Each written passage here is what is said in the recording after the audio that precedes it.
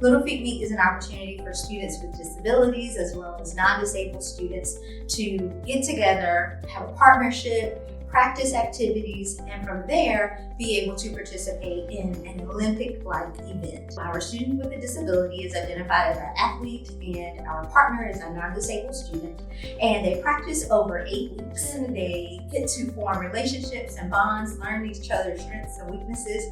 For our students who are non-disabled, they have the opportunity to learn more about disability awareness and how they can support their peer who may have a different challenge than they have. Jasmine is 9 years old. She's in 3rd grade.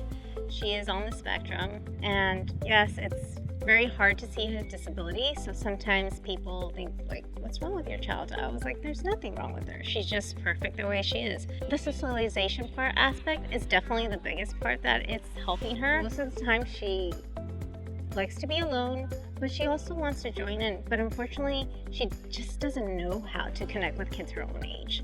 It just makes me so happy to be able to help these kids, and I just create different relationships with them, and they just are so like open, and like not a lot of people are open to like stepping out of their comfort zone. So my favorite part of today is when we were at the bubble station, and one of my kids had a physical disability, so she was in a wheelchair, and like all the other kids were dancing around, playing in the bubbles, and the kids were just making her feel so included and grabbing her hands and like waving them around, letting her touch the bubbles, and like trying to like waft the bubbles towards her so she felt more included. And it was just the cutest thing because the girl just was so happy. She was squealing with happiness, and it just made me so happy that all the other kids were making her feel included.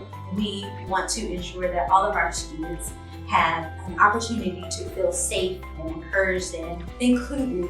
The people that we come across have been very caring, and they have, from the speech pathologist, we've known her for years, the teachers that my daughter has had, every single one of them knows, like, okay, Jasmine's unique, she has certain things, but, you know, we're gonna work together, basically. So they've been very good about communicating as well. But I think it's important for them, you know, to learn, like, there's some disabilities you can't see, you know, and we have to be a little bit patient. And honestly, that's all we all need.